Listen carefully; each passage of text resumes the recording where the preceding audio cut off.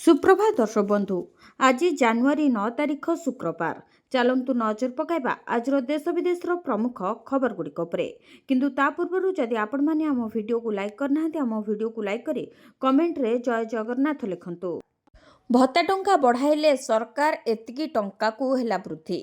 ओडिशा रे भत्ता टंका को ने आसला बड़ खबर। राज्यर भत्ता हिताधिकारी मानकर टंका वृद्धि कले सरकार। तेबे 3500 टंका अर्थात 3500 टंका वृद्धि करिसेंती सरकार। राज्य सरकार घोषणा अनुसार जानुआरी 10 तारिख भत्ता राशि 3500 टंका वृद्धि करा जाउछि। एही भत्ता वृद्धि उपरे वृद्धा विधवा दिव्यांग एवं अन्यान्य भत्ता हिताधिकारी माने पूर्व अपेक्षा अधिक उपकृत हेबे एवं सहायता राशि मध्य पाइबे। सरकार कहचंती देश में बढ़ुवा समस्त सामग्रीर महंगा को लक्ष्य रखी हिताधिकारी जीवन यापन को सहज एवं सरल करने एही निष्पत्ति निया जायछि। वृद्धि पाइथिबा टंका डेबिट माध्यम समस्त हिताधिकारी अकाउंट को जीव बोली सरकार घोषणा करिसेंती। जानुआरी 31 सुधा चिटफंड क्षतिग्रस्त को मिलिब टंका। राज्य बीजेपी सभापति बड़ सूचना। ओडिशार चिटफंड क्षतिग्रस्त जमाकारी बड़ आश्वस्तिकर खबर सामना को आसी। जानुआरी 31 तारिख सुधा क्षुद्र जमाकारी माने सेमानंकर जमा टंका फेरी पाइबे। ए संपर्क में राज्य बीजेपी सभापति मनमोहन सामल गणमाध्यम को सूचना दैछंती। सरकार पक्षरु एने विधिवत भाव एक विज्ञप्ति प्रकाश पाई जहां लक्षाधिक क्षतिग्रस्त परिवार मध्य आशार संचार करिछि।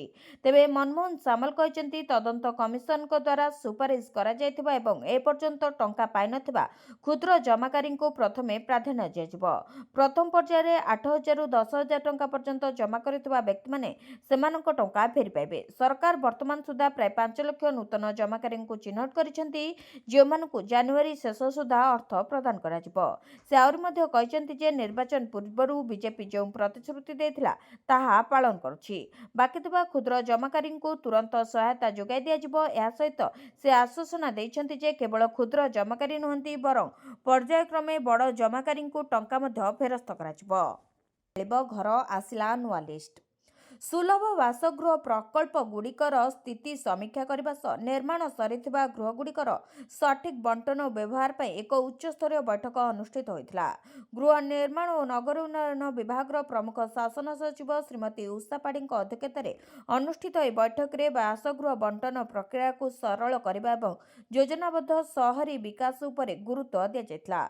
बैठक में चंद्रशेखरपुर सुलभ बासगृह प्रकल्प, बुद्धविहार, नील माधव आवास योजना, शांतिपल्ली आवास योजना एवं सुबुद्धिपुर सुलभ बासगृह प्रकल्पर स्थिति संपर्क में विस्तृत आलोचना करा। संपूर्ण होइतिबा गृहगुड़िक जेपरी खाली पड़ी न रहे सेथिपाई हिताधिकारी को तुरंत बंटन करने और विभिन्न संस्था मध्य समन्वय रक्षा करने को निर्देश दिया जायछि। या व्यतीत घाटिकिया और गाढ़कणा ठारे चलिथिबा प्रकल्प गुड़िकर कार्य निर्धारित समय शेष करने को कहुଯାଇଛି। आवास प्रकल्प गुड़िकर सुचारू परिचालना ପାଇଁ प्रमुख शासन सचिव अध्यक्षतार एक क्षमता प्राप्त कमिटी गठन करने को निष्पत्ति निया जनापड़ी। यह कमिटी बासगृह बंटन नीति, भड़ा घर को प्राथमिकता एवं अंत विभागीय समस्यार समाधान करिबो। नूतन नियम अनुसार योग्य हिताधिकारी को प्रथमे 6 मास अस्थायी बंटन करा जाय सेमानक गतिविधि उपरे नजर रखाजिबो। सफलता सह एही समय अतिबाहित होबा परे ही स्थायी आवंटन पत्र प्रदान कराजिबो। बंटन करा जायतिबा घर को केही हस्तांतर करि परिबे नाही किंबा अन्य को भड़ा दे परिबे नाही। सुलभ बासगृह प्रकल्प गुडी को आम बस सेवा सहित जोड़ा जिवो जाफଳରେ ଲୋକମାନେ ସହଜରେ ଯାତାୟାତ କରିପାରିବେ। କୌଣସି ନୂଆ ବସ୍ତି କିମ୍ବା ନୂଆ ଜବରଦଖଲ ନୁହେଁ, ନୀତିକୁ କଡ଼ାକଡ଼ି ପାଳନ କରାଯିବ। ଭୟରେ ଓଡ଼ିଶାବାସୀ 3 ଜିଲ୍ଲାର କୋର୍ଟକୁ ବୋମା ଧମକ, ଖାଲି ହେଲା ପୁରା ହାଇକୋର୍ଟ। राज्य में विभिन्न कोर्ट को बोमा धमक। कटक, संबलपुर और देवगढ़ कोर्ट रे बोमा आतंक। कोर्ट को बोमारे उड़ाई देबा को आसीथिला धमकपूर्ण इमेल। किछि समय रे कोर्ट परिसर रे विस्फोरण हेबा नै अज्ञात व्यक्ति धमक देइथिबा जणा पड़िथिला। धमकपूर्ण इमेल मिलिबा परे कार्य बंद कोर्ट परिसर छाड़िबा को निर्देश दिया जायथिला।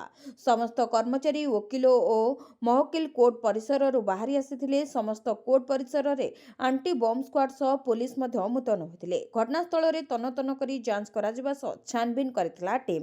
तेबे सकाळू सकाळू प्रथमे संबलपुर कोर्ट को बोमारे उड़ाई देबा को धमक दिया जायथिला। ईमेल माध्यम रे कोर्ट को धमक मिलिथिला। एने पुलिस को खबर दिया जिबा परे कोर्ट परिसर रे आंटी बम स्क्वाड सह पुलिस मुतयन होइथिला।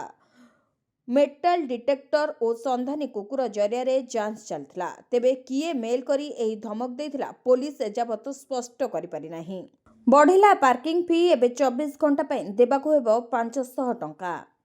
4 चकिया गाड़ीर पार्किंग फी बढ़िला। भक्त निवास रे पार्किंग फी 500 टंका को वृद्धि। 24 घंटा पई एबे देबाकू पड़िबो 500 टंका। अतिरिक्त 18% जीएसटी देबाकू हेबो। एने श्रीमंदिर मुख्य प्रशासन पक्षरु निर्देशनामा जारी कराଯାଇଛି। तेबे पुरीर श्रीमद जगन्नाथ मंदिर प्रशासन बा एसजेटीए तीर्थनगर रे थिबा भक्त निवास सुविधा रे पार्किंग फी संशोधन करछि। 4 चकिया जान पई 24 घंटा को 500 शुल्क वृद्धि करिछि, जेउथिरे 18% जीएसटी अंतर्भुक्त अछि। नूतन निर्देश अनुसार श्रीमंदिर प्रशासन द्वारा परिचालित 4टी भक्त निवास मध्यरु जेकोनोसी स्थान रे 4 चकिया जान पार्किंग करुथुवा भक्त मानकु 24 घंटा पई सेमानक जान पार्किंग पई संशोधित परिमाण देबाकू पड़िबो। वर्धित पार्किंग फी गुंडीचा भक्त निवास, नीलाद्री भक्त निवास, पुरुषोत्तम भक्त निवास एवं नीलाचल भक्त निवास रे प्रযোज्य हेबो। भक्त निवास रो दायित्व रे थिबा सहकारी परिचालक 7/1/2026 ठारू परवर्ती निर्देश पर्यंत पार्किंग फी आदाय सुनिश्चित करिसेंती बोली जणा पड़िछि। श्री जगन्नाथ मंदिर प्रशासन रो मुख्य प्रशासक एही निर्देश जारी करिसेंती। तथापि एही निष्पत्ति मंदिर परिचालना कमिटी बैठक रे आलोचना होइथिला कि अनुमोदन करा जायथिला ताहा स्पष्ट होई नाही। चलित सप्ताह रे सुभद्रा टंका नुआ हिताधिकारी को टंका देबे सरकार। चलित सप्ताह रे मिलिबो सुभद्रा टंका। 4,57,681 जन को खूब शीघ्र मिलिबो सुभद्रा टंका। नुआ भावे जोड़ी होइतिबा 1,78,398 हिताधिकारी को मध्य टंका मिलिबो। यासो विभिन्न कारण पई कटि जायतिबा 24,018 जन हिताधिकारी को एथर टंका देबे सरकार। सेपरि तृतीय किस्ती पाइ नथिले किंतु प्रथम द्वितीय किस्ती रे तांको नाम नथिला सेबेली 2,55,265 जन हिताधिकारी को टंका मिलिबो। चलित सप्ताह रे 250 कोटी रु अधिक टंका अकाउंट को जिवो। सेपरि कन्या विवाह योजना रे विवाह उपहार सामग्रीर जोगाण पई तत्कालिका और महिला और शिशु विभाग मध्य रे बुझामणा पत्र स्वाक्षरित होछि। मुख्यमंत्री कन्या विवाह योजना रे झियो मानकु साड़ी, चूड़ी, पाउंजी, बिंदी भले व्यवहार सामग्री मिलिबो। ए सबु सामग्रीर उत्कलिका माध्यम रे हिताधिकारी को जोगाई देबे सरकार। या द्वारा ओडिशार हस्तशिल्प और हस्तकला क्षेत्र को मध्य प्रोत्साहन मिलिबो बोली कहा जाउछि। उप मुख्यमंत्री प्रभाती परिडा उपस्थित रे एमयू स्वाक्षरित होछि। मुख्यमंत्री कन्या विवाह योजना रे मोट 51,000 टंका सहायता राशि देबे सरकार। विकसित गाँ विकसित ओडिशा योजना रे बड़ परिवर्तन जारी हेला मार्गदर्शिका। विकसित गाँ विकसित ओडिशा योजना रे बड़ परिवर्तन होछि। प्रकल्प चयन रे ग्राम सभा को गुरुत्व दिया जायछि। राज्य सरकार पंचायत राज और पानी जल विभाग पक्षरु विकसित गाँ विकसित ओडिशा योजनार मार्गदर्शिका रे गुरुत्वपूर्ण संशोधन करा जायछि। नागरिक मानक सक्रिय अंशग्रहण, प्रकल्प चयन प्रक्रियार सरलीकरण एवं गोष्ठी पाई स्थायी संपत्ति सृष्टि करने लक्ष्य रे एही पदक्षेप निया जायछि। नूतन नियम अनुसार ग्रामसभा माध्यम रे स्थानीय आवश्यकता को भित्ति करी प्रकल्प तालिका प्रस्तुत कराजिबो। ब्लॉक रो नोडाल ऑफिसर एही तालिका को तुरंत जिलापालक निकट को पठाइबे। या व्यतीत जिलापाल प्रतिवर्ष पंचायत राज प्रतिनिधि, निर्वाचित प्रतिनिधि एवं सामाजिक कर्मी ठारू मध्य प्रस्ताव आह्वान करिवे। एथिपई जिलापालक कार्यालय, ब्लॉक और पंचायत कार्यालय रे नोटिस प्रकाश पाइबार 7 दिन मध्य आवेदन करबाकू पड़िबो। प्रकल्प गुड़िकर जांच और चूड़ांत अनुमोदन पर जिलापालक अध्यक्षतार एक जिला स्तरीय कमिटी गठन करा जायछि। एही कमिटी रे जिला परिषद मुख्य उन्नयन अधिकारी सदस्य आवाहक भावे रहिबे। कमिटी आर्थिक आवंटन और स्थानीय प्राथमिकता को भित्ति करी प्रकल्प गुड़ी को चूड़ांत करिबो। तेबे संशोधित मार्गदर्शिकार एक नूतन नियम जोड़ा जायछि। 10 लाख टंकारु अधिक व्यय निर्मित समस्त प्रकल्प पर कार्य शेष होबार 3 वर्ष पर्यंत निर्माणकारी संस्था दायी रहिबे। जदि एही समय मध्य कोनोसी यांत्रिक त्रुटि वा क्षति देखा जाए तेबे कोनोसी अतिरिक्त सरकारी खर्च बिना निर्माणकारी को निज खर्च रे ताहा मरामती करबाकू पड़िबो। ओमसा आंदोलन स्थगित दाबी को विचार को नियाजिबो बोली कहिले मंत्री। ଡାକ୍ତରଙ୍କ ଆନ୍ଦୋଳନ ସ୍ଥଗିତ। ସ୍ୱାସ୍ଥ୍ୟ ମନ୍ତ୍ରୀଙ୍କ ସହିତ ଆଲୋଚନା ପରେ ଆନ୍ଦୋଳନ ସ୍ଥଗିତ ରଖିଲା ସଂଘ। ସଂଘ ସଭାପତି କିଶୋର ମିଶ୍ର କହିଛନ୍ତି, ମନ୍ତ୍ରୀଙ୍କ ସହିତ ସକାରାତ୍ମକ ଆଲୋଚନା ହୋଇଛି, ଦାବି ପୂରଣ ନେଇ ପ୍ରତିଶ୍ରୁତି ଦେଇଛନ୍ତି। ଅନ୍ୟ ଦିନ ଆଲୋଚନା ଅପେକ୍ଷା ସରକାର ସକାରାତ୍ମକ ଅଛନ୍ତି। ତେବେ ସନ୍ଧ୍ୟା ସୁଦ୍ଧା ଅନେକ ଦାବି ପୂରଣ ହୋଇଯିବ। ବର୍ତ୍ତମାନ ପାଇଁ ଆନ୍ଦୋଳନ ସ୍ଥଗିତ ରଖାଗଲା। ତେବେ ଆଜିଠାରୁ ସବୁକିଛି ସ୍ୱାଭାବିକ ହେବ। ସ୍ୱାସ୍ଥ୍ୟ ମନ୍ତ୍ରୀଙ୍କ ସୂଚନା ଅନୁସାରେ ସେମାନଙ୍କ ଦାବି ପୂରଣ ନେଇ କମିଟି ଗଠନ କରାଯାଇଛି। ସାଧାରଣ ପ୍ରଶାସନ ବିଭାଗର ଅତିରିକ୍ତ ମୁଖ୍ୟ ଶାସନ ସଚିବଙ୍କ ଅଧ୍ୟକ୍ଷତାରେ ଗଠିତ ଏହି କମିଟିରେ ସ୍ୱାସ୍ଥ୍ୟ ବିଭାଗ, ଅର୍ଥ ବିଭାଗ, ଆଇନ ବିଭାଗ ସଚିବ ରହିଛନ୍ତି। ସେମାନଙ୍କ ଦାବିକୁ ବିଚାର କରି ପଦକ୍ଷେପ ନିଆଯିବ। ଭୁବନେଶ୍ୱର ପାଲଟିଛି କ୍ରାଇମ କ୍ୟାପିଟାଲ, ଚୁପ୍ ବସିଛି କମିଶନରେଟ୍ ପୁଲିସ। ରାଜଧାନୀ ଭୁବନେଶ୍ୱରରେ ବଢ଼ି ଚାଲିଛି ଅପରାଧ। ନୀତି ସାମ୍ନାକୁ ଆସୁଛି ଗୋଟେ ପରେ ଗୋଟିଏ ଅପରାଧ ଘଟଣା। କେଉଁଠି ବୋମା ଫୁଟିଲାଣି ତ କେଉଁଠି ବନ୍ଧୁକ ମୁନରେ ମିଳିଲାଣି ଧମକ। ଏସବୁ ଭିତରେ ଚୁପ୍ ବସିଛି କମିଶନରେଟ୍ ପୁଲିସ। ତେବେ 7 ତାରିଖ ରାତି ପ୍ରାୟ 9:30 କଳ୍ପନା ଛକ ନିକଟରେ ବସି ଖଟି କରୁଥିଲେ କିଛି ଯୁବକ। ଏହି ସମୟରେ ହଠାତ୍ ମାଡ଼ି ଆସିଲେ ଅନ୍ୟ ଜଣେ ଯୁବକ। ତାଙ୍କ ହାତରେ ବୋମା ଥିବା ଦେଖି ଅନ୍ୟମାନେ ତାଙ୍କୁ ଅଟକାଇବାକୁ ଚେଷ୍ଟା କରିଥିଲେ। ମାତ୍ର ଧସ୍ତାଧସ୍ତି ବେଳେ ବୋମାଟି ସମ୍ପୃକ୍ତ ଯୁବକଙ୍କ ହାତରେ ଫୁଟି ଯାଇଥିଲା। ଭୟରେ ସମସ୍ତେ ଯୁଆଡ଼େ ପାରିଲେ ଦୌଡ଼ି ପଳାଇଲେ।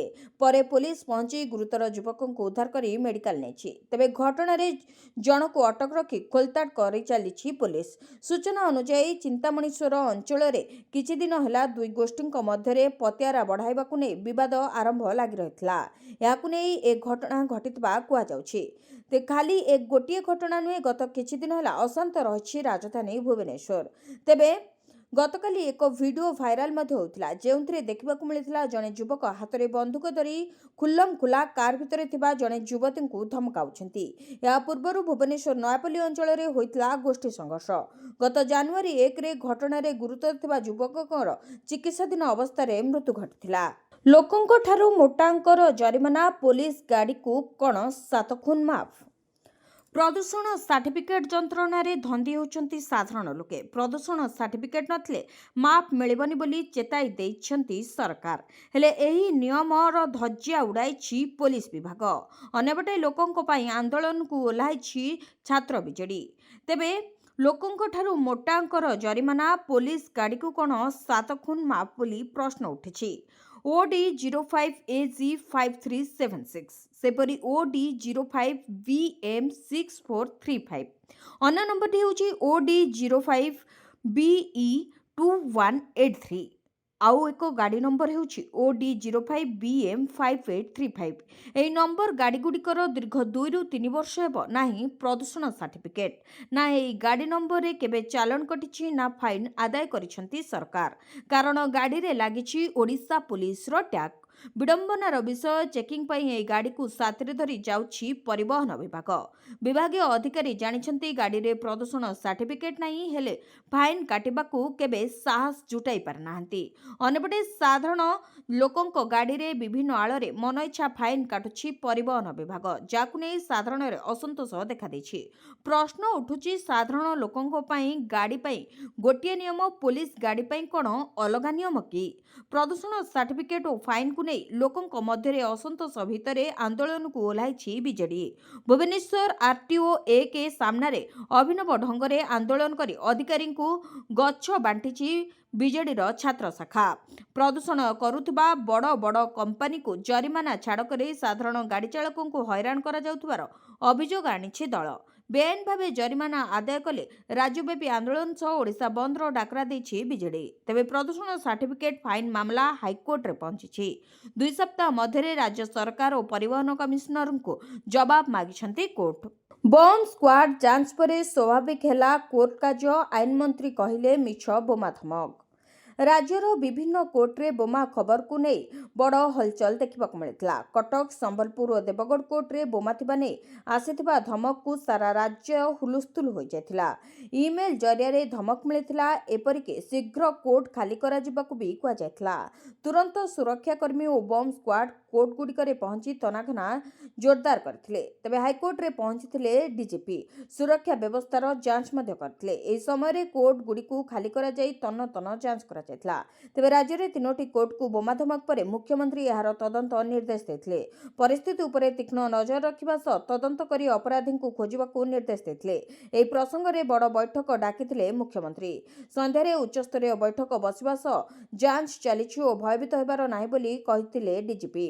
ତେବେ ଏହା ଏକ ମିଛ ଧମକ ଥିଲା ବୋଲି କହିଛନ୍ତି ଆଇନମନ୍ତ୍ରୀ ପୃଥ୍ୱୀରାଜ ହରିଚନ୍ଦନ। ପ୍ରାଥମିକ ଯାଞ୍ଚରୁ ଏହା ସ୍ପଷ୍ଟ ହୋଇଛି, ତେବେ ବ୍ୟସ୍ତ ବିବ୍ରତ ହେବାର କୌଣସି ଆବଶ୍ୟକତା ନାହିଁ। ଏହା ପଛରେ ଯିଏ ଅଛି ତାକୁ ଧରିବାକୁ ମୁଖ୍ୟମନ୍ତ୍ରୀ ନିର୍ଦ୍ଦେଶ ଦେଇଥିବା କହିଛନ୍ତି ଆଇନମନ୍ତ୍ରୀ। ଆହୁରି 48 ଘଣ୍ଟା ଥଣ୍ଡାର 3 ଡିଗ୍ରୀ, 11 ଜିଲ୍ଲାକୁ ୟେଲୋ ୱାର୍ଣ୍ଣିଂ।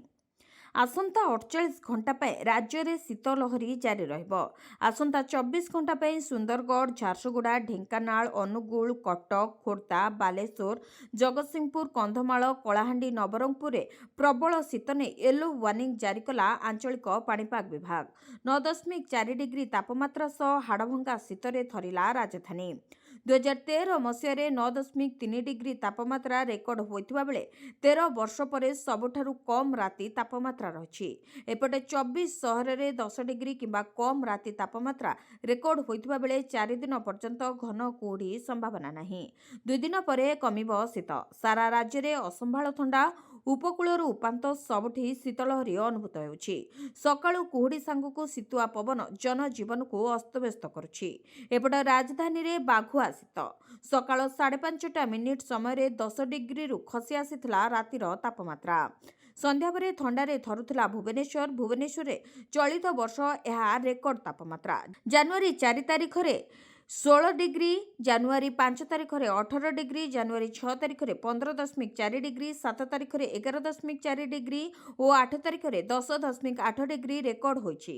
ସେପଟେ କଟକରେ ରାତିର ତାପମାତ୍ରା 9.6 ଡିଗ୍ରୀ ରେକର୍ଡ ହୋଇଛି। ମହିଳାଙ୍କୁ ମାଡ଼ ଓ ଦୁର୍ବ୍ୟବହାର ଅଭିଯୋଗ ଏଏସ୍ଆଇଙ୍କ ନାଁରେ ଥାନାରେ ଏତଲା।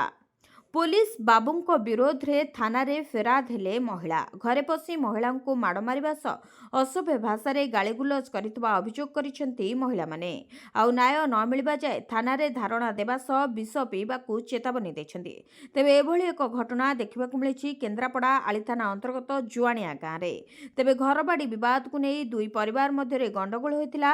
ଉଭୟ ପକ୍ଷ ଥାନାରେ ଏତଲା ଦେଇଥିବା ସତ୍ତ୍ୱେ ପୋଲିସ ନ୍ୟାୟ ଦେବା ପରିବର୍ତ୍ତେ ପକ୍ଷପାତ କରିଥିବା ଅଭିଯୋଗ ହୋଇଛି। ମଧ୍ୟସ୍ଥତା କରୁଥିବା ସର୍ବେଶ୍ୱର ଭୂୟାଁଙ୍କୁ ଆଳି ଥାନାର ଏଏସ୍ଆଇ ଆଲୋକ ରଥ ଘରେ ପଶି ଟାଣି ନେଇଥିଲେ। ଆଉ ଏହି ସମୟରେ ଘରର ମହିଳାଙ୍କୁ ମାଡ଼ ମାରିବା ସହ ଦୁର୍ବ୍ୟବହାର କରାଯାଇଥିବା ଗୁରୁତର ଅଭିଯୋଗ ହୋଇଛି। ପୋଲିସ ଜୁଲମରେ ଅସନ୍ତୁଷ୍ଟ ହୋଇ ଗାଁର ମହିଳାମାନେ ଆଳି ଥାନାକୁ ଯାଇ ଏଏସ୍ଆଇ ଆଲୋକ ରଥଙ୍କ ବିରୋଧରେ ଲିଖିତ ଅଭିଯୋଗ କରିଛନ୍ତି। ମହିଳାମାନଙ୍କ କହିବା ଅନୁସାରେ ଯଦି ଗୁଣ୍ଡା ପୋଲିସ ଅଧିକାରୀଙ୍କ ବିରୋଧରେ ଶୀଘ୍ର କାର୍ଯ୍ୟାନୁଷ୍ଠାନ ଗ୍ରହଣ ନ ହୁଏ, ତେବେ ସେମାନେ ରାଜରାସ୍ତାକୁ ଓହ୍ଲାଇବା ସହ ଥାନା ଘେରାଉ କରିବାକୁ ବାଧ୍ୟ ହେବେ ବୋଲି ଚେତାଇ ଦେଇଛନ୍ତି। ସେପଟେ ଘଟଣାକୁ ନେଇ ପୋଲିସ ପକ୍ଷରୁ ଏପର୍ଯ୍ୟନ୍ତ କୌଣସି ପ୍ରତିକ୍ରିୟା ମିଳିପାରିନାହିଁ। ତେବେ ଏହି ଘଟଣା ଏବେ ଜିଲ୍ଲାରେ ପୋଲିସର ଭୂମିକା ଓ ନ୍ୟାୟ ବ୍ୟବସ୍ଥାକୁ ନେଇ ବଡ଼ ପ୍ରଶ୍ନବାଚୀ ସୃଷ୍ଟି କରିଛି। ଆତଙ୍କବାଦ ମୁକାବିଲା ପାଇଁ ବ୍ଲୁ ପ୍ରିଣ୍ଟ। ଦିଲ୍ଲୀରେ ଅମିତ ଶାହଙ୍କ ଉଚ୍ଚସ୍ତରୀୟ ସୁରକ୍ଷା ବୈଠକ। ଜମ୍ମୁ କାଶ୍ମୀରର ସୁରକ୍ଷା ସ୍ଥିତି ନେଇ ଦିଲ୍ଲୀରେ ଏକ ଉଚ୍ଚସ୍ତରୀୟ ସମୀକ୍ଷା ବୈଠକ ହୋଇଛି। ଏଥିରେ ଅଧ୍ୟକ୍ଷତା କରିଛନ୍ତି କେନ୍ଦ୍ର ଗୃହମନ୍ତ୍ରୀ ଅମିତ ଶାହା। ଏହି ବୈଠକରେ ଜମ୍ମୁ କାଶ୍ମୀର ଓ ଆତଙ୍କବାଦକୁ ସମ୍ପୂର୍ଣ୍ଣ ମୂଳପୋଛ କରିବା ପାଇଁ ଏକ ଶକ୍ତ ରଣନୀତି ଉପରେ ଚର୍ଚ୍ଚା ହୋଇଛି। ଏଥିରେ ଜମ୍ମୁ କାଶ୍ମୀରର ଉପରାଜ୍ୟପାଳ ମନୋଜ ସିଂହା, ପୁଲିସର ବରିଷ୍ଠ ଅଧିକାରୀ, ସିଭିଲ ଆଡମିନିଷ୍ଟ୍ରେସନ, ସିଏପିଏଫ୍, ଗୁଇନ୍ଦା ବିଭାଗ ଏବଂ ଗୃହ ମନ୍ତ୍ରଣାଳୟର ବରିଷ୍ଠ ଅଧିକାରୀମାନେ ସାମିଲ ହୋଇଥିଲେ। 2026ରେ କେନ୍ଦ୍ରଶାସିତ ଅଞ୍ଚଳ ଜମ୍ମୁ କାଶ୍ମୀରକୁ ନେଇ ଏହା ପ୍ରଥମ ବଡ଼ ସୁରକ୍ଷା ସମୀକ୍ଷା ବୈଠକ। ନିକଟରେ ଜମ୍ମୁ ଅଞ୍ଚଳର ପାର୍ବତ୍ୟ ଏବଂ ଦୁର୍ଗମ ଇଲାକାରେ ଆତଙ୍କବାଦୀଙ୍କ ବିରୋଧରେ ଜମ୍ମୁ କାଶ୍ମୀର ପୁଲିସ ଓ ସୁରକ୍ଷା ବଳ ପକ୍ଷରୁ ଆରମ୍ଭ ହୋଇଥିବା ଅପରେସନ ପରେ ଏହି ବୈଠକ ଅତ୍ୟନ୍ତ ଗୁରୁତ୍ୱପୂର୍ଣ୍ଣ ଥିଲା। ବୈଠକରେ ମୁଖ୍ୟତଃ ଦୁର୍ଗମ ଅଞ୍ଚଳରେ ଲୁଚି ରହିଥିବା ଆତଙ୍କବାଦୀଙ୍କୁ ନିପାତ କରିବା ଏବଂ ଏଲ୍ଓସି ଓ ଅନ୍ତର୍ଜାତୀୟ ସୀମା ବା ଆଇବିରେ ଜିରୋ ଇନଫିଲ୍ଟ୍ରେସନ ବା ଶୂନ୍ୟ ଅନୁପ୍ରବେଶ ସୁନିଶ୍ଚିତ କରିବା ପାଇଁ ସମନ୍ୱିତ ରଣନୀତି ପ୍ରସ୍ତୁତ କରାଯାଇଛି। ଏହି ବୈଠକରେ ଜମ୍ମୁ କାଶ୍ମୀରର ମୁଖ୍ୟ ଶାସନ ସଚିବ ଅଟଳ ଦୁଲ୍ଲୁ, ପୋଲିସ ମହାନିର୍ଦ୍ଦେଶକ, ଗୃହ ସଚିବ ଏବଂ ଗୁଇନ୍ଦା ମୁଖ୍ୟ ମଧ୍ୟ ଉପସ୍ଥିତ ରହିଥିଲେ। ଶୀତଦିନେ ସୀମାରେ ସୁରକ୍ଷା ବ୍ୟବସ୍ଥା କଡ଼ାକଡ଼ି କରିବା ଏବଂ ପାକିସ୍ତାନୀ ଷଡ଼ଯନ୍ତ୍ରକୁ ପଣ୍ଡ କରିବା ପାଇଁ ବରିଷ୍ଠ ଅଧିକାରୀମାନେ ଗୃହମନ୍ତ୍ରୀଙ୍କୁ ସବିଶେଷ ତଥ୍ୟ ପ୍ରଦାନ କରିଥିଲେ। ଭୂମିହୀନଙ୍କୁ ଆର୍ଥିକ ସହାୟତା ପ୍ରଦାନ କରିବେ ସରକାର। ଚଳିତ ମାସ ଶେଷ ଆଡ଼କୁ ରାଜ୍ୟ ସରକାରଙ୍କ ପକ୍ଷରୁ ଭୂମିହୀନ ହିତାଧିକାରୀଙ୍କୁ ଆର୍ଥିକ ସହାୟତା ପ୍ରଦାନ କରାଯିବ। ତେବେ 55,000 ଟଙ୍କାର ଆର୍ଥିକ ସହାୟତା ପ୍ରଦାନ କରିବେ ସରକାର। ଏହି ଟଙ୍କା ସିଧାସଳଖ ଭାବେ ହିତାଧିକାରୀଙ୍କ ବ୍ୟାଙ୍କ ଆକାଉଣ୍ଟକୁ ଡିବିଟି ମାଧ୍ୟମରେ ଜମା ହେବ। ଏହା ଭୂମିହୀନ ପରିବାରଙ୍କ ଜୀବନଯାପନ ମାନକୁ ଉନ୍ନତ କରିବା ସହ ବାସସ୍ଥାନ ଓ ଜୀବିକା ପାଇଁ ସହାୟକ ହେବ ବୋଲି ସରକାର କହିଛନ୍ତି। ତେବେ ସରକାରଙ୍କର ଏହି ପଦକ୍ଷେପକୁ ନେଇ ଭୂମିହୀନ ଲୋକମାନଙ୍କ ମଧ୍ୟରେ ଦେଖାଦେଇଛି ଖୁସିର ଲହରୀ। ରାସନ କାର୍ଡକୁ ନେଇ ବଡ଼ ଘୋଷଣା, ବଣ୍ଟାଯିବ 15 ଲକ୍ଷ ରାସନ କାର୍ଡ, ମିଳିବ ମାସକୁ 2,000 ଟଙ୍କା। ରାସନ କାର୍ଡକୁ ନେଇ ଯୋଗାଣ ମନ୍ତ୍ରୀଙ୍କ ବଡ଼ ଘୋଷଣା, 15 ଲକ୍ଷ ରାସନ କାର୍ଡ ବଣ୍ଟାଯିବ। ତେବେ ଚଳିତ ମାସରେ ଏହି ରାସନ କାର୍ଡ ବଣ୍ଟାଯିବ ବୋଲି ଜଣାପଡ଼ିଛି। କେହି ବି ଗରିବ ବିନା ରାସନ କାର୍ଡରେ ରହିବେ ନାହିଁ। ମନ୍ତ୍ରୀ କହିଛନ୍ତି, ରାଜ୍ୟ ସରକାରଙ୍କ ପାଖରେ ରାସନ କାର୍ଡର ଅଭାବ ନାହିଁ। ଏଯାଏଁ ସାରା ରାଜ୍ୟରେ 6,39,000 କାର୍ଡ ବଣ୍ଟା ସରିଛି। ଆହୁରି 15 ଲକ୍ଷ କାର୍ଡ ଆମ ପାଖରେ ରହିଛି। ତେବେ ଏହି 15 ଲକ୍ଷ କାର୍ଡକୁ ଯୋଗ୍ୟ ହିତାଧିକାରୀଙ୍କ ମଧ୍ୟରେ ବଣ୍ଟାଯିବ। ତେବେ ଚଳିତ ମାସ ସୁଦ୍ଧା ଏହି କାର୍ଡ ବଣ୍ଟାଯିବ ବୋଲି ମନ୍ତ୍ରୀ ସୂଚନା ଦେଇଛନ୍ତି। ତେବେ ଏହା ପୂର୍ବରୁ ଯଦି ଇକେୱାଇସି କରାଇ ପାରିନାହାନ୍ତି ହିତାଧିକାରୀମାନେ, ତାହେଲେ ତୁରନ୍ତ ଇକେୱାଇସି କରାଇ ନିଅନ୍ତୁ। ତେବେ ସରକାର ଏହି ରାସନ କାର୍ଡ ସହିତ ମାସକୁ 2,000 ଟଙ୍କା ମଧ୍ୟ ହିତାଧିକାରୀଙ୍କୁ ବଣ୍ଟନ କରିବେ ବୋଲି ଏବେ ଚର୍ଚ୍ଚା ହେଉଛି। କିନ୍ତୁ ଏନେଇ ସରକାରଙ୍କ ପକ୍ଷରୁ କୌଣସି ଘୋଷଣା କରାଯାଇନାହିଁ। ଚାଷୀଙ୍କ ପାଇଁ ଆସିଲା ଖୁସି ଖବର। ଚାଷୀଙ୍କ ପାଇଁ ସରକାରଙ୍କ ତରଫରୁ ଆସିଲା ଏକ ବଡ଼ ଖୁସି ଖବର। ରାଜ୍ୟ ସରକାର ଘୋଷଣା କରିଛନ୍ତି ଯେ ଚାଷୀଙ୍କର 45,000 ଟଙ୍କା ପର୍ଯ୍ୟନ୍ତ ଋଣ ଛାଡ଼ କରାଯିବ। ଏହି ଋଣ ଛାଡ଼ ଯୋଜନାରେ ବ୍ୟାଙ୍କ ଓ ସହକାରୀ ସଂସ୍ଥାରୁ ନିଆଯାଇଥିବା ଚାଷୀ ଋଣକୁ ସାମିଲ କରାଯାଇଛି। ସରକାରଙ୍କର ଏହି ପଦକ୍ଷେପ ଦ୍ୱାରା ଚାଷୀମାନେ ଆର୍ଥିକ ଚାପରୁ ମୁକ୍ତି ପାଇବେ ଏବଂ ଆଗାମୀ ଚାଷ ପାଇଁ ଉତ୍ସାହିତ ହେବେ। ତେବେ ଯୋଗ୍ୟ ଚାଷୀଙ୍କ ଋଣ ରାଶି ସିଧାସଳଖ ଭାବେ ସମ୍ବନ୍ଧିତ ବ୍ୟାଙ୍କକୁ ସରକାରଙ୍କ ପକ୍ଷରୁ ସମନ୍ୱୟ କରାଯିବ। ଏମାନଙ୍କୁ ଆଉ ମିଳିବନି ମାଗଣା ଚିକିତ୍ସା। ସରକାର ବଦଳାଇଲେ ଆୟୁଷ୍ମାନ କାର୍ଡ ନିୟମ। ଯଦି ଆପଣ କିମ୍ବା ଆପଣଙ୍କ ପରିବାର ଆୟୁଷ୍ମାନ ଭାରତ ଯୋଜନା ଅଧୀନରେ 5 ଲକ୍ଷ ଟଙ୍କା ପର୍ଯ୍ୟନ୍ତ ମାଗଣା ଚିକିତ୍ସାରୁ ଉପକୃତ ହେଉଛନ୍ତି, ତେବେ ଏହି ଖବର ଆପଣଙ୍କ ପାଇଁ ବହୁତ ଗୁରୁତ୍ୱପୂର୍ଣ୍ଣ। ସରକାର ଆୟୁଷ୍ମାନ କାର୍ଡ ସହିତ ଜଡ଼ିତ ନିୟମରେ ବଡ଼ ପରିବର୍ତ୍ତନ ଘୋଷଣା କରିଛନ୍ତି। ଏବେ ଆଧାର ଇକେୱାଇସି ବିନା ନୂତନ କାର୍ଡ ପ୍ରଦାନ କରାଯିବ ନାହିଁ କିମ୍ବା ପୁରୁଣା କାର୍ଡରେ ଚିକିତ୍ସା ଗ୍ୟାରେଣ୍ଟି ଦିଆଯିବ ନାହିଁ। ତେବେ ଜାତୀୟ ସ୍ୱାସ୍ଥ୍ୟ ପ୍ରାଧିକରଣ କାର୍ଡ ପ୍ରଦାନ ପ୍ରକ୍ରିୟାକୁ ଆହୁରି କଠୋର କରିଛି। BIS 2.0 ନାମକ ଏକ ନୂତନ ବ୍ୟବସ୍ଥା କାର୍ଯ୍ୟକାରୀ କରାଯାଇଛି। ଏହା ଅଧୀନରେ ହିତାଧିକାରୀଙ୍କ ଆଧାର ଆଧାରିତ ଇକେୱାଇସି ସମ୍ପୂର୍ଣ୍ଣ ହେବା ପରେ ହିଁ ଏକ ନୂତନ ଆୟୁଷ୍ମାନ କାର୍ଡ ପ୍ରଦାନ କରାଯିବ। ସିଷ୍ଟମରେ ଠକେଇ ଏବଂ ଜାଲିଆତି ରୋକିବା ପାଇଁ ସରକାର ଏକ କୃତ୍ରିମ ବୁଦ୍ଧିମତ୍ତା ବା AI ବ୍ୟବହାର କରୁଛନ୍ତି। ଏପର୍ଯ୍ୟନ୍ତ ସାରା ଦେଶରେ 61,932 ଆୟୁଷ୍ମାନ କାର୍ଡ ସନ୍ଦେହଜନକ ଭାବରେ ଚିହ୍ନଟ କରାଯାଇଛି। ଏହି କାର୍ଡଗୁଡ଼ିକ ମଧ୍ୟରୁ 48,000ରୁ ଅଧିକ ଫିଜିକାଲ ଭେରିଫିକେସନ ଆରମ୍ଭ ହୋଇଛି। ଯଦି କୌଣସି କାର୍ଡ ଠକେଇ ହୋଇଥିବା ଜଣାପଡ଼େ, ତେବେ ସେହି କାର୍ଡରେ ପ୍ରଦାନ କରାଯାଉଥିବା ମାଗଣା ଚିକିତ୍ସା ସୁବିଧା ତୁରନ୍ତ ବନ୍ଦ କରିଦିଆଯିବ। ସରକାର କହିଛନ୍ତି ଯେ ଯେଉଁମାନେ ଯୋଗ୍ୟ ନୁହନ୍ତି ସେମାନେ ମଧ୍ୟ ଏହି ଯୋଜନାର ଲାଭ ନେଉଥିଲେ। ଏହା ସରକାରୀ କୋଷାଗାର ଉପରେ ବୋଝ ବଢ଼ାଉଥିଲା ଏବଂ ପ୍ରକୃତରେ ଅଭାବୀ ଲୋକଙ୍କ ପାଖରେ ସେବା ପହଞ୍ଚିବାରୁ ବାଧା ଦେଉଥିଲା। ଠକେଇକୁ ରୋକିବା ଏବଂ ସିଷ୍ଟମକୁ ସୁଗମ କରିବା ପାଇଁ ଏହି କଠୋର ପଦକ୍ଷେପ ନିଆଯାଇଛି। ଘର କିଣୁଥିବା ଲୋକଙ୍କୁ ମୋଦି ସରକାରଙ୍କ ବଡ଼ ଉପହାର, ଶସ୍ତା କଲେ ହୋମ୍ ଲୋନ୍। ପ୍ରତ୍ୟେକ ବ୍ୟକ୍ତି ନିଜସ୍ୱ ଘର କିଣିବା ସ୍ୱପ୍ନ ଦେଖନ୍ତି। ଯଦି ଆପଣ ମଧ୍ୟ ନିଜର ଘର କିଣିବାକୁ ଭାବୁଛନ୍ତି, ତେବେ ଏହି ଖବର ଆପଣଙ୍କ ପାଇଁ ବେଶ୍ ଗୁରୁତ୍ୱପୂର୍ଣ୍ଣ ଅଟେ। ତେବେ ବର୍ଦ୍ଧିତ ମୁଦ୍ରାସ୍ଫୀତି ଯୋଗୁଁ ଘର ନିର୍ମାଣ ସ୍ୱପ୍ନ ପ୍ରାୟତଃ କେବଳ ସ୍ୱପ୍ନ ହୋଇ ରହିଥାଏ। ଏହାର ସମାଧାନ ପାଇଁ କେନ୍ଦ୍ର ସରକାର ଆର୍ଥିକ ଦୃଷ୍ଟିରୁ ଦୁର୍ବଳ ବର୍ଗଙ୍କୁ ସହାୟତା କରୁଛନ୍ତି। କେନ୍ଦ୍ର ସରକାର ଏହି ଉଦ୍ଦେଶ୍ୟରେ ପ୍ରଧାନମନ୍ତ୍ରୀ ଆବାସ ଯୋଜନା 2.0 କାର୍ଯ୍ୟକାରୀ କରୁଛନ୍ତି। ଏହି ସରକାରୀ ଯୋଜନା ଅଧୀନରେ ଯୋଗ୍ୟ ବ୍ୟକ୍ତିମାନେ ଗୃହ ଋଣ ଉପରେ ସୁଧ ରିହାତି ପାଆନ୍ତି, ଯାହାଫଳରେ ଘର କିଣିବା ସହଜ ହୋଇଥାଏ। ପ୍ରଧାନମନ୍ତ୍ରୀ ଆବାସ ଯୋଜନା 2.0 ଅଧୀନରେ ଯୋଗ୍ୟ ଗୃହ ଋଣ ଗ୍ରହଣକାରୀମାନେ 25 ଲକ୍ଷ ଟଙ୍କା ପର୍ଯ୍ୟନ୍ତ ଋଣ ଉପରେ 1.8 ଲକ୍ଷ ଟଙ୍କା ପର୍ଯ୍ୟନ୍ତ ସୁଧ ସବସିଡି ପାଇପାରିବେ। ଏହି ସବସିଡି ଏକକାଳୀନ ନୁହେଁ ବରଂ 5ଟି ବାର୍ଷିକ କିସ୍ତିରେ ଦିଆଯାଏ। ଏହି ରାଶି ସିଧାସଳଖ ହିତାଧିକାରୀଙ୍କ ଋଣ ଆକାଉଣ୍ଟରେ ଜମା କରାଯାଏ। ଏହା ଋଣର ମୂଳ ପରିମାଣ ହ୍ରାସ କରେ ଏବଂ ମାସିକ EMIର ବୋଝକୁ ମଧ୍ୟ ହ୍ରାସ କରିଥାଏ। ଏହି ଯୋଜନା ବିଶେଷ ଭାବରେ କିଛି ଆୟ ଗୋଷ୍ଠୀର ଲୋକଙ୍କ ପାଇଁ ପ୍ରସ୍ତୁତ କରାଯାଇଛି। ଆର୍ଥିକ ଦୃଷ୍ଟିରୁ ଦୁର୍ବଳ ବର୍ଗ, ଯେଉଁମାନଙ୍କର ବାର୍ଷିକ ଆୟ 3 ଲକ୍ଷ ଟଙ୍କା ପର୍ଯ୍ୟନ୍ତ ନିମ୍ନ ଆୟ ଗୋଷ୍ଠୀ ଯେଉଁମାନଙ୍କର ଆୟ 3 ଲକ୍ଷରୁ 6 ଲକ୍ଷ ଟଙ୍କା ପର୍ଯ୍ୟନ୍ତ ଏବଂ ମଧ୍ୟମ ଆୟ ଗୋଷ୍ଠୀ ଯେଉଁମାନଙ୍କର ବାର୍ଷିକ ଆୟ 6 ଲକ୍ଷରୁ 9 ଲକ୍ଷ ଟଙ୍କା ପର୍ଯ୍ୟନ୍ତ ସେମାନଙ୍କୁ ଏହି ଯୋଜନା ପାଇଁ ଯୋଗ୍ୟ। ତଥାପି ସମସ୍ତ ଆବେଦନକାରୀଙ୍କୁ ଅନନ୍ୟ ସର୍ତ୍ତାବଳୀ ମଧ୍ୟ ପୂରଣ କରିବାକୁ ପଡ଼ିବ। ସୁଧ ସବସିଡି ସହିତ ଟିକସର ରିହାତି ରହିଛି। 2.0 ଲାଭ କେବଳ ସୁଧ ସବସିଡି ପର୍ଯ୍ୟନ୍ତ ସୀମିତ ନୁହେଁ। ଗୃହ ଋଣ ଗ୍ରହୀତାମାନେ ଆୟକର ଆଇନ ଅନୁଯାୟୀ ଟିକସ ଲାଭ ମଧ୍ୟ ପାଇପାରିବେ। ତେବେ ଆୟକର ଆଇନ ଧାରା 24B ଅନୁଯାୟୀ ଗୃହ ଋଣ ଉପରେ ପ୍ରଦତ୍ତ ସୁଧ ଉପରେ ପ୍ରତିବର୍ଷ 2 ଲକ୍ଷ ଟଙ୍କା ପର୍ଯ୍ୟନ୍ତ ଟିକସ ରିହାତି ଦାବି କରାଯାଇପାରିବ। ଏହା ସହିତ ଧାରା 80C ଅନୁଯାୟୀ ଋଣର ମୂଳ ରାଶି ପରିଶୋଧ ପାଇଁ 1.5 ଲକ୍ଷ ଟଙ୍କା ପର୍ଯ୍ୟନ୍ତ ଅତିରିକ୍ତ ରିହାତି ଉପଲବ୍ଧ। ଫେବୃଆରୀ ପ୍ରଥମ ସପ୍ତାହରେ ଚାଷୀଙ୍କ ଖାତାକୁ ଆସିପାରେ 2,000 ଟଙ୍କା। ପିଏମ୍ କିଷାନର 22ତମ କିସ୍ତି ଟଙ୍କାକୁ ନେଇ ଏବେ ଚର୍ଚ୍ଚା ଜୋର ଧରିଛି। 21ତମ କିସ୍ତି ଟଙ୍କା ନଭେମ୍ବରରେ ମିଳିସାରିଥିବା ବେଳେ 22ତମ କିସ୍ତି ଟଙ୍କାକୁ ଅପେକ୍ଷା କରି ରହିଛନ୍ତି ଦେଶର ଲକ୍ଷ ଲକ୍ଷ ଚାଷୀ ଭାଇ ଓ ଭଉଣୀମାନେ। ତେବେ ଏହାରି ମଧ୍ୟରେ ଜାତୀୟ ଗଣମାଧ୍ୟମରେ ଏକ ତାରିଖକୁ ନେଇ ଚର୍ଚ୍ଚା ଜୋର ଧରିଛି। ତେବେ ପିଏମ୍ କିଷାନର 22ତମ କିସ୍ତି ଟଙ୍କା ଫେବୃଆରୀ ପ୍ରଥମ ସପ୍ତାହରେ ଅର୍ଥାତ୍ ଫେବୃଆରୀ 7ରୁ 14 ତାରିଖ ମଧ୍ୟରେ ଚାଷୀଙ୍କ ଖାତାକୁ ଆସିପାରେ ବୋଲି ଏବେ ଚର୍ଚ୍ଚା ହେଉଛି। କିନ୍ତୁ ଏନେଇ ସରକାରଙ୍କ ପକ୍ଷରୁ କୌଣସି ତାରିଖ ଘୋଷଣା କରାଯାଇ ନାହିଁ କିମ୍ବା କିଛି ବିଜ୍ଞପ୍ତି ମଧ୍ୟ ପ୍ରକାଶ ପାଇନାହିଁ। ତେବେ ସରକାର ଚାଷୀଙ୍କ ଆର୍ଥିକ ସ୍ତରରେ ସୁଦୃଢ଼ କରିବା ପାଇଁ ବର୍ଷକୁ 6,000 ଟଙ୍କା ଚାଷୀଙ୍କ ଖାତାକୁ ପଠାଉଛନ୍ତି। ଏହି ଟଙ୍କା କିସ୍ତି ହିସାବରେ ଚାଷୀଙ୍କ ଖାତାକୁ ଆସୁଛି। ପ୍ରତି କିସ୍ତିରେ 2,000 ଟଙ୍କା ଲେଖାଏଁ ଚାଷୀଙ୍କ ଆକାଉଣ୍ଟକୁ ଡିବିଟି ମାଧ୍ୟମରେ ଆସୁଛି। ତେବେ ଏହା ହେଉଛି ବର୍ଷର ପ୍ରଥମ କିସ୍ତି ହେବ ଯାହାକି ଚାଷୀଙ୍କ ଖାତାକୁ ଆସିବ। ସେହିପରି 22ତମ କିସ୍ତି ଟଙ୍କାକୁ ନେଇ ଉତ୍ସାହର ସହିତ ଅପେକ୍ଷା କରିଛନ୍ତି ହିତାଧିକାରୀ।